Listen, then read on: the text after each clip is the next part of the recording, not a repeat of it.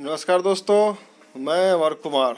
आज पॉलिटी के नए अध्याय के साथ शुरू करेंगे। जो पॉलिटी का टेस्ट सीरीज चल रहा है उसका 7वां सेक्शन यहाँ से शुरू करते हैं। इससे पहले कि वीडियो शुरू करें और मैं प्रश्न को पढ़ूं, आपसे मैं शुरू में माफ़ी मांग रहा हूं, क्योंकि हो सकता है वीडियो के क्रम में बीच बीच में कभी आपको पीछे से नागपुरी गाने का बैकग्राउंड सुनाई दे। तो मेरे घर से कुछ ही दूर पे उनका कोई प्रोग्राम चल रहा है, जो उस तरह के गाने बज रहे हैं, तो मैं कुछ नहीं कर सकता हूं। और आप साइंस पढ़े हैं, जानते हैं कि रात में गाना बहुत दूर तक आवाज़ क्यों जाता है। तो बिना समय गंवाए शुरू करते हैं। पहली बार वीडियो देख रहे हैं तो काइंडली चैनल को सब्सक्राइब करें, वीडियो को लाइक करें, इसे अपने दोस्तों के साथ शेयर भी करें।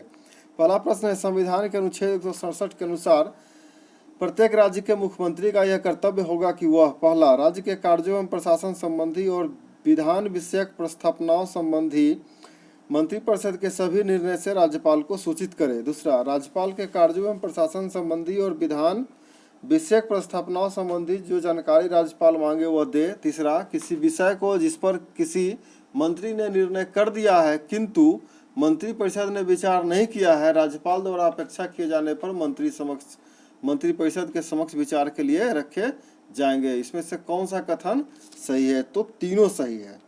आते हैं अगले प्रश्न की ओर। संविधान के अनुच्छेद 163 में किसका उपबंध किया गया है? 163 में किसका उपबंध किया गया है? अगर आपको हल्का सा भी याद होगा तो आप समझ सकते हैं कि 163 में किसका उपबंध किया गया है। मैं ज़्यादा समय नहीं लेता हूँ, ऐसे ही बता देता हूँ। पहला है। अगला प्रश्न, निम्नलिखित में से किस किस का अध्यक्ष राज्य का मुख्यमंत्री होता है? राज्य योजना बोर्ड, क्षेत्रीय परिषद, अंतर्राज्यीय परिषद और राष्ट्रीय विकास परिषद का। किसका किसका होता है? तो केवल पहला का। अगला प्रश्न, राज्य के उप मुख्यमंत्री के संदर्भ में निम्नलिखित कथनों पर विचार कीजिए। उप मुख्यमंत्री की नियुक्ति सामान्यतः स्थानीय राजनीतिक कारणों से की जाती है। उप मुख्यमंत्री कभी भी मंत्रिपरिषद का सदस्य नहीं हो सकता है। कौन सा कथन सही है? तो पहला। अगला प्रश्न, संविधान के अनुच्छेद 164 में छत्तीसगढ़, झारखंड, मध्य प्रदेश और उड़ीसा में जनजातियों के कल्याण हेतु एक पृथक मंत्री का उपबंध है। निम्नलिखित में से किस संविधान संशोधन के द्वारा बिहार को इस दायित्व से मुक्त कर छत्तीसगढ़ एवं झारखंड के लिए ऐसा करना आवश्यक बना दिया गया? तो 94वां संविधान संशोधन 2006। राज्य के विधानमंडल के संदर्भ में निम्नलिखित कथनों पर विचार कीजिए। पहला, राज्यपाल राज्य के विधानमंडल का अभिन्न अंग नहीं होता, जबकि राष्ट्रपति संसद का अभिन्न अंग होता है। दूसरा, राज्य की विधान परिषद का सृजन या उत्साधन करने की शक्ति राज्य की विधानसभा में निहित है। कौन सा कथन सही है? एक्चुअली दोनों में से कोई कथन सही नहीं है। आते हैं अगले प्रश्न की ओर।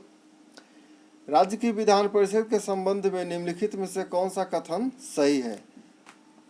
संविधान का उपबंध है कि विधान परिषद वाले राज्य की विधान परिषद की सदस्यों की कुल संख्या उस राज्य की विधानसभा के सदस्यों की कुल संख्या के 1/3 से अधिक नहीं होगी, किंतु किसी भी दशा में 60 से कम नहीं होगी।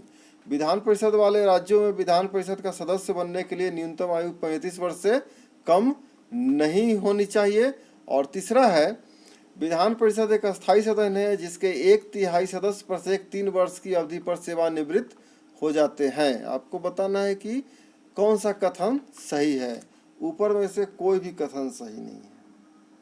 ठीक है, अब इसके संदर्भ में आप आर्टिकल 171, 173 और 172 देखेंगे। मैं ऊपर नीचे करके इसलिए बता रहा हूँ कि जैसा जैसा ऑप्शन है उसके हिसाब से मैंने आर्टिकल से बताया। 171, 173 एंड 172। आते हैं अगले प्रश्न की ओर। विधान परिषद वाले राज्यों में विधान परिषद के सदस्यों के निर्वाचन एवं मनोनयन के संदर्भ में निम्नलिखित कथनों पर विचार कीजिए। 1/6 सदस्य स्थानीय निकायों द्वारा चुने जाते हैं। दूसरा, 1/12 सदस्य स्नातकों द्वारा चुने जाते हैं। तीसरा, 1/12 सदस्य शिक्षकों द्वारा चुने जाते हैं। चौथा, 1/3 सदस्य विधानसभा के द्वारा चुने जाते हैं। और पांचवा, 1/12 सदस्य राज्यपाल द्वारा मनोनीत किए जाते हैं। आपको बताना है इसमें से कौन सा कथन सही है। तो बी सही है, यानी कि 2, 3, 4 सही है, 1 और 5 गलत है। अगला प्रश्न, निम्नलिखित में से किस राज्यों में विधानमंडल का उच्च सदन यानी कि विधान परिषद अस्तित्व में है? कर्नाटक, आंध्र प्रदेश, तमिलनाडु, तेलंगाना, महाराष्ट्र एवं जम्मू कश्मीर। कौन सा है आपको बताना है। तो 1, 2, 4, 5, 6 में है, यानी अब जम्मू कश्मीर को भी यहाँ से आप हटा सकते हैं, तो वो भी ऑप्शन से हट जाएगा। तो 1, 2, 4, 5 ही होगा। निम्नलिखित कथनों पर विचार कीजिए। राष्ट्रीय आपातकाल के समय संसद राज्य विधानसभा कार्यकाल एक बार में 1 वर्ष के लिए बढ़ा सकती है, किंतु किसी भी दशा में 3 वर्ष से अधिक नहीं बढ़ा सकती। दूसरा, राज्य विधान परिषद की कार्यविधि 6 वर्ष की होती है और इसके 1/3 सदस्य प्रत्येक 2 वर्ष बाद निवृत्त होते रहते हैं। तीसरा, राज्य विधान परिषद सेवानिवृत्त सदस्य पुनर्चुनाव और पुनर्नामांकन के लिए योग्य नहीं होते हैं। तो इसमें से कोई भी कथन सही नहीं है। अगला प्रश्न, राज्य की विधानसभा के सदस्य निम्नलिखित के निर्वाचन में भाग लेते हैं। विधानसभा के राष्ट्रपति के निर्वाचन में, उपराष्ट्रपति के निर्वाचन में, राज्यसभा के सदस्यों के निर्वाचन में या राज्य विधानसभा के सदस्यों के निर्वाचन में। किसके किस्से में होते हैं आपको बताना है। तो 1, 3, 4 में होते हैं, यानी सी सही है। उपराष्ट्रपति के निर्वाचन में नहीं होते हैं। अगला प्रश्न, ये अनुच्छेद है और उसके प्रावधान दिए गए हैं, तो आप वीडियो को पॉज करके इसे देखिए। मैं इसका आंसर आपको बता देता हूँ। इसका आंसर है ए। अगला प्रश्न, राज्य विधानमंडल के साधारण विधेयक के संदर्भ में निम्नलिखित कथनों पर विचार कीजिए। राज्य विधानसभा द्वारा पारित साधारण विधेयक को राज्य विधान परिषद अधिकतम 4 माह तक रोके रख सकती है। दूसरा, दोनों सदनों के बीच गतिरोध उत्पन्न होने पर राज्यपाल संयुक्त बैठक बुला सकता है। तीसरा, विधान परिषद में पुनर्स्थापित विधेयक को विधानसभा द्वारा अस्वीकृत कर देने पर विधेयक समाप्त हो जाता है। आपको बताना है कौन सा कथन सही है। दूसरा कथन गलत है। ठीक है, राज्यपाल संयुक्त बैठक बुलाने का प्रावधान नहीं है, क्योंकि हर राज्यों में तो 2 सदन नहीं है। संविधान के अनुच्छेद 201 के संदर्भ में निम्नलिखित में से कौन सा कथन सही नहीं है। राज्य विधानमंडल द्वारा पारित किसी विधेयक को राज्यपाल राष्ट्रपति के लिए आरक्षित रख सकता है। बी, राज्य विधानमंडल द्वारा पारित किसी विधेयक को राज्यपाल के समक्ष प्रस्तुत करना है। कौन सा कथन सही नहीं है। ओके। सी, राष्ट्रपति द्वारा पुनर्विचार के लिए लौटाए किसी साधारण विधेयक पर राज्य विधानमंडल 6 माह के अंदर पुनर्विचार करेगी। या डी, राज्य विधानमंडल किसी साधारण विधेयक पर राष्ट्रपति को लौटाती है तो राष्ट्रपति इस पर स्वीकृति देने के लिए बाध्य नहीं है। आर्टिकल 201 के संदर्भ में पूछ रहा है, तो आंसर बी गलत हो जाएगा। आते हैं अगले प्रश्न की ओर। निम्नलिखित कथनों पर विचार कीजिए। उच्च न्यायालय के न्यायाधीशों के पेंशन राज्य की संचित निधि पर भारित होती है। दूसरा, गोवा भारत का एकमात्र ऐसा राज्य है जहां कॉमन सिविल कोड लागू है। तीसरा, राज्यों के वित्त लेखाओं पर नियंत्रण भारत के नियंत्रक एवं महालेखा परीक्षक द्वारा किया जाता है। कौन सा कथन सही है। तो केवल 2 और 3 सही है। तो जब आर्टिकल 112 पढ़ेंगे आप, तो उच्च न्यायालय के न्यायाधीशों का पेंशन भारत की संचित निधि पर भारित होती है।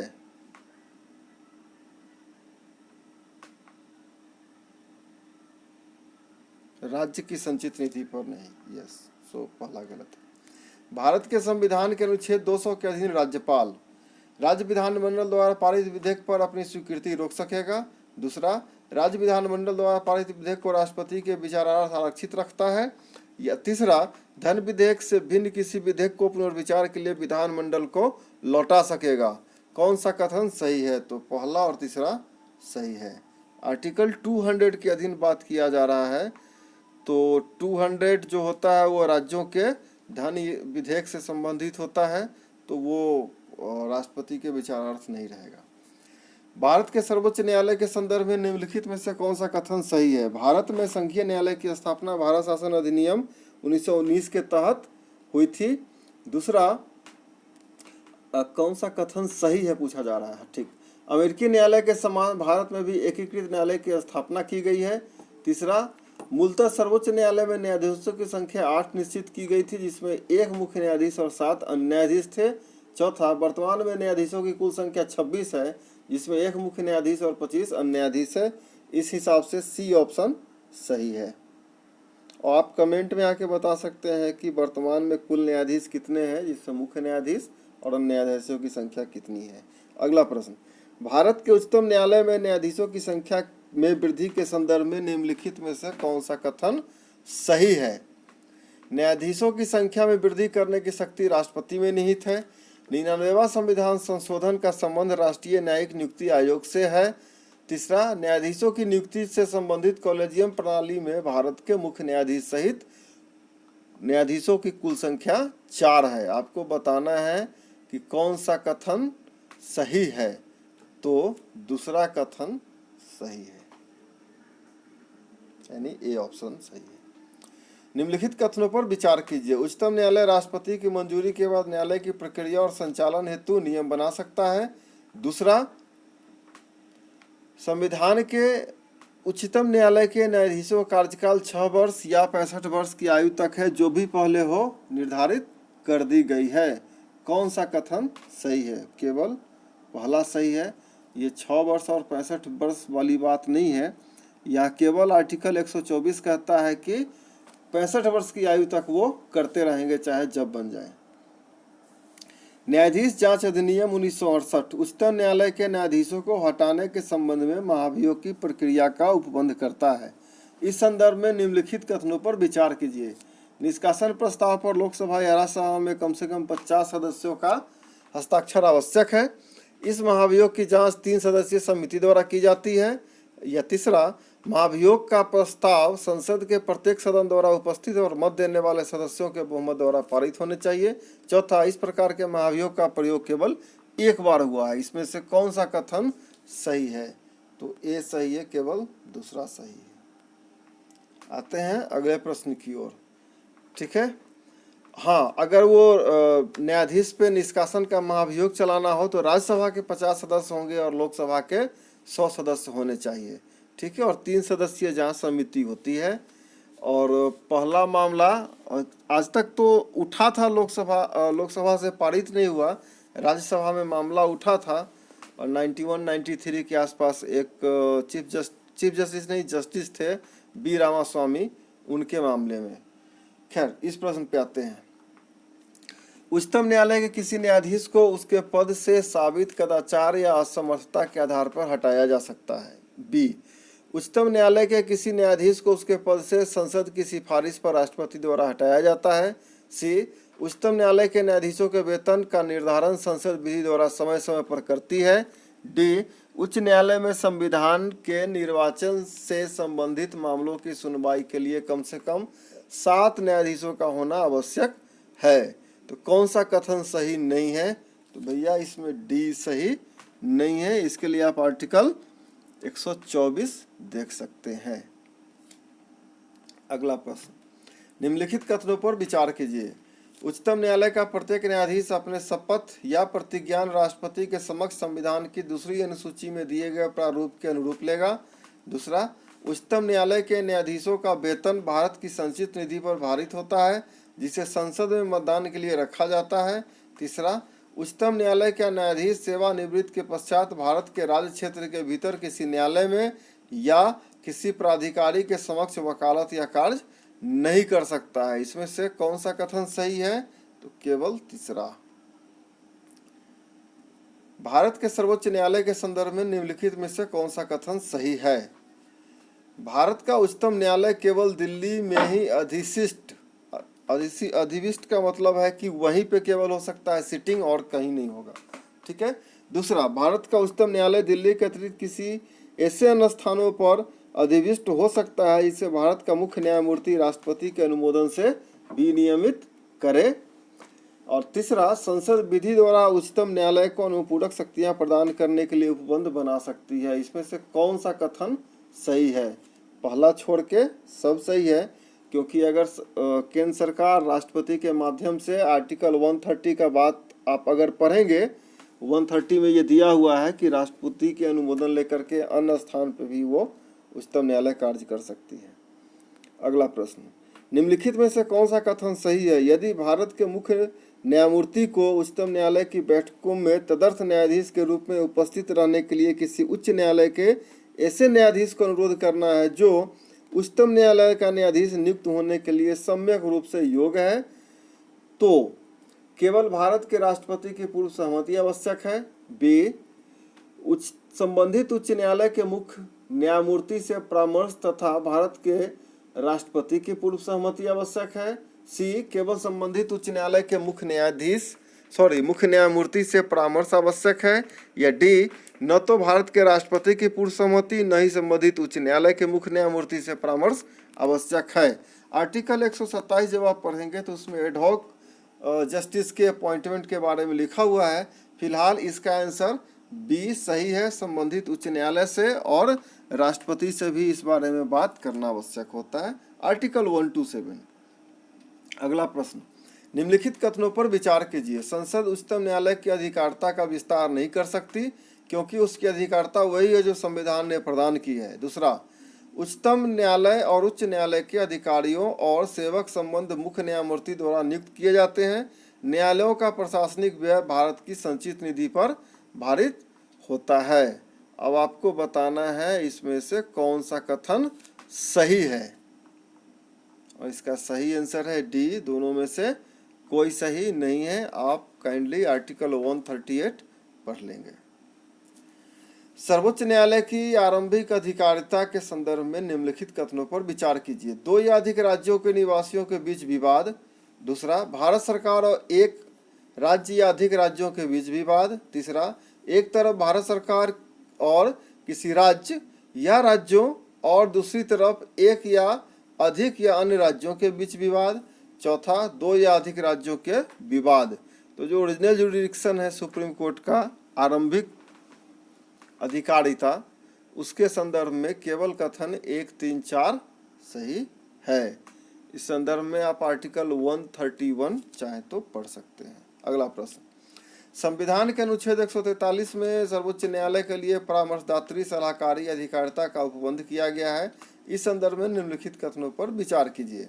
भारत के राष्ट्रपति द्वारा सर्वोच्च न्यायालय को विधि अथवा तथ्य के किसी प्रश्न पर परामर्श के लिए मामला भेजा जा सकता है। दूसरा, सर्वोच्च न्यायालय द्वारा दी गई सलाह को राष्ट्रपति मानने के लिए बाध्य नहीं है। एकदम सही बात है, नहीं मानेंगे। तीसरा, संविधान पूर्व की संधियों एवं समझौतों से उत्पन्न हुए विवाद को भी राष्ट्रपति द्वारा सर्वोच्च न्यायालय को भेजा जा सकता है। तो कौन सा कथन सही है? सब सही है। संविधान के अनुच्छेद 129 के तहत भारत का सर्वोच्च न्यायालय एक अभिलेख न्यायालय है। इस संदर्भ में निम्नलिखित कथनों पर विचार कीजिए। पहला, इसके सभी निर्णय का साक्ष्यात्मक मूल्य होता है, इस पर किसी भी न्यायालय में प्रश्न नहीं लगाया जा सकता। दूसरा, इसे अपनी अवमानना करने वालों को दंडित करने की शक्ति है। इसमें से दोनों कथन सही है। आते हैं अगले प्रश्न की ओर। भारतीय संविधान की मूल संरचना के संदर्भ में निम्नलिखित कथन कौन सा सही है? भारत का संविधान अपनी मूल संरचना को स्पष्ट रूप से स्थापित करता है। बी, सर्वोच्च न्यायालय ने संविधान की मूल संरचना को विस्तार पूर्वक परिभाषित किया है। सी, भारत के विधि आयोग ने भारत के महान्यायवादी की सहायता से भारतीय संविधान की मूल संरचना को परिभाषित किया है। और चौथा ऑप्शन है कि ना तो सर्वोच्च न्यायालय और ना ही संसद ने मूल संरचना को किया है। तो इसमें से कौन सा सही है? डी सही है। अभी तक पता ही नहीं चला है कि बेसिक स्ट्रक्चर क्या है। उच्चतम न्यायालय की परामर्शी अधिकारिता के विषय में निम्नलिखित कथनों पर विचार कीजिए। भारत का उच्चतम न्यायालय स्व प्रेरणा के आधार पर विधि अथवा तथ्यों के विषय पर राष्ट्रपति को परामर्श देता है। सी, परामर्श अधिकारिता की शक्ति के अधीन प्राप्त किसी निर्देश पर उच्चतम न्यायालय की पूर्ण पीठ सुनवाई करती है। तीसरा, उच्चतम न्यायालय को उसकी परामर्शी अधिकारिता की शक्ति के अधीन एक बार में केवल एक ही निर्देश भेजा जा सकता है। इसमें से केवल दूसरा सही है। संविधान की व्याख्या से संबंधित सभी विवाद सर्वोच्च न्यायालय के किस अधिकार के क्षेत्र अंतर्गत लाया जा सकता है? अन्य क्षेत्र अंतर्गत, अपीलीय क्षेत्राधिकार, परामर्शीय क्षेत्राधिकार या उपयुक्त में से कोई नहीं? नहीं, अपीलीय क्षेत्राधिकार में आता है। अगला प्रश्न, ये आर्टिकल 32 है और लास्ट में आर्टिकल 136 भी पढ़ सकते हैं, पिछला 31 क्वेश्चंस के लिए। 32, निम्नलिखित में से कौन सा एक कथन भारत में न्यायिक पुनरावलोकन के व्यवहार के विषय में सही नहीं है? किसी मुकदमे को उसकी कानूनी वैधता के लिए उच्चतम न्यायालय के समक्ष लाया जाना चाहिए। बी, किसी कानून को अकृत और शून्य घोषित करने के लिए सभी न्यायाधीशों का एकमत होना आवश्यक है। सी, विधायी अधिनियमों और कार्यकारी आदेशों को उच्चतम न्यायालय रद्द कर सकता है। या डी, यह शक्ति संविधान के अनुच्छेद 13 के प्रावधानों के अंतर्निहित है। प्रश्न है कि कौन सही नहीं है? तो बी, वो सही नहीं है। अगला प्रश्न, न्यायिक पुनरावलोकन के संबंध में निम्नलिखित कथनों पर विचार कीजिए। न्यायिक पुनरावलोकन का प्रतिपादन सर्वप्रथम मारवाड़ी बनाम मेडिसिन बाद में किया गया। 2, भारत में न्यायिक पुनरावलोकन के संबंध को सिद्धांत को अमेरिकी संविधान से प्रेरित होकर अपनाया गया। कौन सा कथन सही है? दोनों। न्यायिक पुनरावलोकन, जिससे आप लोग जुडिशियल रिव्यू कहते हैं। भारतीय संविधान में न्यायिक पुनरावलोकन का सिद्धांत किस विधि पर आधारित है? विधि द्वारा स्थापित प्रक्रिया के अनुरूप, विधि की सम्यक प्रक्रिया के अनुरूप, विधि सम्मत शासन पर आधारित, या डी, पूर्व नियम परंपराओं पर आधारित? ये ए, विधि द्वारा स्थापित प्रक्रिया के अनुरूप। अगला प्रश्न, कोई भी संविधान संशोधन कानून भारतीय सर्वोच्च न्यायालय द्वारा असंवैधानिक घोषित किया जा सकता है यदि वह वर्तमान द्विस्तरीय संघीय व्यवस्था के स्थान पर त्रिस्तरीय व्यवस्था लागू करता हो। बी, विधि के समक्ष समानता के अधिकार को भाग 3 से हटाकर संविधान में कहीं और रखता है। सी, कार्यकारिणी की संसदीय व्यवस्था के स्थान पर अध्यक्षात्मक व्यवस्था रखता है। या डी, सर्वोच्च न्यायालय के भार को कम करते हुए एक संघीय अपीलीय न्यायालय की स्थापना करे। ठीक है, तो इसमें से कौन सा है? वो बी है। बी के आधार पे कर सकता है। इस संदर्भ में केशवानंद भारती वाला केस आपको याद है 1973 का, वो, और मिनर्वा मिल्स बाद जो बनाम भारत संघ था 1980 का, और 99वां संविधान संशोधन 2014 में जो आया था राष्ट्रीय न्यायिक नियुक्ति आयोग, उसको असंवैधानिक घोषित कर दिया गया था 2015 में। अगला प्रश्न, निम्नलिखित कथनों पर विचार कीजिए। पहले संविधान संशोधन के द्वारा संविधान में अनुच्छेद 31 ख एवं 9वीं अनुसूची जोड़ी गई। दूसरा, वर्तमान में 9वीं अनुसूची में शामिल किसी विषय की न्यायिक समीक्षा सर्वोच्च न्यायालय नहीं कर सकता। इसमें से कौन सा सही है? तो केवल पहला। अगला प्रश्न, जनहित याचिका के संदर्भ में निम्नलिखित कथनों पर विचार कीजिए। इसकी संकल्पना की उत्पत्ति एवं विकास संयुक्त राज्य अमेरिका में हुआ। 2, भारत में इसकी उत्पत्ति 1990 के दशक में हुआ। 3, भारत में इसके प्रवर्तक न्यायमूर्ति BR कृष्ण अय्यर एवं मुख्य न्यायमूर्ति PN भगवती माने जाते हैं। 4, इसे केवल सर्वोच्च न्यायालय में प्रस्तुत किया जा सकता है। कौन सा कथन सही है? पहला और तीसरा। अगला प्रश्न है, जनहित याचिका की व्यवस्था भारत में कैसे प्रारंभ की गई? संविधान में संशोधन के माध्यम से, संसदीय अधिनियम के द्वारा, न्यायिक पहल के द्वारा, राजनीतिक दलों द्वारा? तो सी इसका सही आंसर है। आते हैं अगले प्रश्न की ओर। जनहित याचिका के संबंध में नीचे दिए गए कथनों पर विचार कीजिए। सार रूप से कोई तृतीय पक्ष न्यायालय के समक्ष जनहित के मामले प्रस्तुत कर सकता है। दूसरा, सर्वोच्च न्यायालय किसी नागरिक द्वारा पत्र अथवा पोस्टकार्ड द्वारा अपने मौलिक अधिकारों के संरक्षण के लिए अनुरोध करने पर कार्यवाही कर सकता है। तो इसमें से दोनों सही है और सेकंड ऑप्शन का दुरुपयोग बहुत हो रहा है।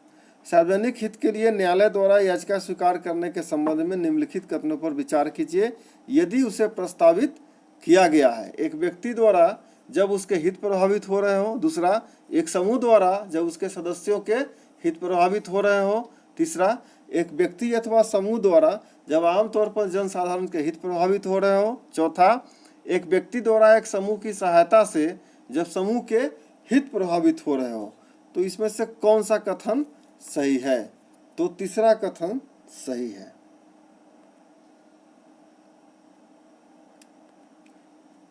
लोकहित जनहित मुकदमों के अभिप्राय के संबंध में निम्नलिखित कथनों पर विचार कीजिए। पहला, लोक क्षति का निवारण। दूसरा, लोक कर्तव्यों का प्रवर्तन। तीसरा, विस्तृत अधिकारों का संरक्षण, डिफ्यूज राइट्स। चौथा, विधि प्रवर्तक अभिकरण की भर्त्सना। इसमें से कौन सा कथन सही है? तो 1, 3, 4 सही है। अगला प्रश्न, निम्नलिखित में से किन किन का संबंध भारत में न्यायिक सक्रियतावाद से रहा है? आपको जस्टिस के नाम है न्यायमूर्ति BR Krishna Iyer, PN Bhagwati, OP Chinnappa Reddy, DA Desai. तो इसमें से चारों का नाम इसके लिए प्रसिद्ध रहा है। न्यायिक सक्रियतावाद का संबंध निम्नलिखित में से किससे है? न्यायिक पुनरावलोकन, न्यायिक स्वतंत्रता, न्यायिक प्रतिबद्धता या लोकहितवाद से? तो डी में। और न्यायिक सक्रियता का सिद्धांत 1970 के आसपास अपने देश में आया था। न्यायालय की पत्र अधिकारिता वाक्यांश का निहितार्थ क्या है? पत्र अधिकारिता किसी औपचारिक प्रतिवेदन के न होते हुए भी स्व प्रेरणा से कार्रवाई करने की शक्ति। बी, न्यायिक प्रक्रिया में ढील। सी, रिट याचिका के कार्य क्षेत्र में विस्तार। डी, किसी मुकदमे का संवैधानिक खंडपीठ को स्थानांतरण। तो कौन सा है? सी। अगला प्रश्न, भारतीय सर्वोच्च न्यायालय के विषय में निम्नलिखित में से कौन से कथन सही है? 1, इसे भारत के भीतर किसी भी न्यायालय या न्यायाधिकरण के निर्णय के विरुद्ध अपील पर विचार करने का अधिकार है। दूसरा, इसे राष्ट्रपति द्वारा प्रेषित किसी विधि या तथ्य के प्रश्न पर परामर्श देने का अधिकार है। तीसरा, सर्वोच्च न्यायालय के न्यायाधीशों का वेतन संसद के मतदान के अधीन है। चौथा, इसकी अधिकारिता भारत के भीतर सभी न्यायालयों के लिए बाध्यकारी है। आपको बताना है कि इसमें से कौन सा ऑप्शन सही है। तो 1, 2, 4 सही है। भारत के उच्चतम न्यायालय की सभी कार्यवाहियां अंग्रेजी भाषा में होगी का प्रावधान कब किया गया था? ऑप्शन है उच्चतम न्यायालय कानून 1966 के द्वारा, अनुच्छेद 145 के द्वारा, अनुच्छेद 348 के द्वारा या संसद द्वारा बनाए गए अधिनियम के द्वारा। तो आर्टिकल 348। अगला प्रश्न, भारत के उच्च न्यायालय के संदर्भ में निम्नलिखित कथनों पर विचार कीजिए। भारत के उच्च न्यायालय का गठन सर्वप्रथम 3 प्रांतों कलकत्ता, बम्बई एवं बेंगलुरु में किया गया। दूसरा, वर्तमान में भारत में उच्च न्यायालयों की कुल संख्या 25 है। तीसरा, किसी भी संघ राज्य क्षेत्र का अपना उच्च न्यायालय नहीं है। आपको बताना इसमें से कौन सा कथन सही है। तो कोई कथन सही नहीं है। निम्नलिखित कथनों पर विचार कीजिए। भारत में 3 उच्च न्यायालयों की अधिकारिता 1 से अधिक राज्यों पर है। बम्बई उच्च न्यायालय की अधिकारिता 1 से अधिक संघ राज्य क्षेत्रों पर है। इसमें से कौन सा कथन सही है? तो केवल बी सही है। क्यों सही है बी और क्यों नहीं हो सकता है? कोई ऐसा नहीं है से अधिक राज्य को कवर कर रहा है। सब जो है वो अपना यूटी को कवर करते हैं। 49, निम्नलिखित कथनों पर विचार कीजिए। भारत के संविधान में उपबंध है कि प्रत्येक राज्य के लिए एक उच्च न्यायालय होगा। दूसरा, भारत के संविधान में उपबंध है कि राष्ट्रपति 2 या अधिक राज्यों के लिए अथवा 2 या अधिक राज्यों और किसी संघ राज्य क्षेत्र के लिए एक ही उच्च न्यायालय स्थापित कर सकता है। निम्न में से कौन सा कथन सही है? पहला ही सही है, दूसरा गलत है। भारत के उच्च न्यायालय के न्यायाधीशों की योग्यता के संदर्भ में निम्नलिखित कथनों पर विचार कीजिए। भारत के राज्य क्षेत्र में कम से कम 5 वर्ष तक न्यायिक पद धारण कर चुका हो। दूसरा, उच्च न्यायालय या ऐसे 2 या अधिक न्यायालयों का लगातार कम से कम 10 वर्ष तक अधिवक्ता रहा हो। तीसरा, राष्ट्रपति की राय में पारंगत विधिवेत्ता हो। इसमें से कौन सा कथन सही है? दोस्तों, ये आज का आखिरी प्रश्न है। फिर हम इसके बाद किसी नए वीडियो में मिलेंगे जो पॉलिटी से ही इसके आगे के भाग को, इसके आगे के जो प्रश्न है उसको हम लोग देखेंगे। तो काइंडली चैनल को सब्सक्राइब कीजिए अगर आप पहली बार देख रहे हैं तो, और सब्सक्राइब रहे तो वीडियो को लाइक करें, इसे ज़्यादा से ज़्यादा मात्रा में शेयर भी करें। तो आज के लिए इतना ही है दोस्तों। चलते चलते इसका आंसर बता दे रहे हैं, और इसका आंसर है ए, यानी केवल दूसरा। तो दोस्तों, थैंक यू वीडियो देखने के लिए। जुड़े रहिए। धन्यवाद।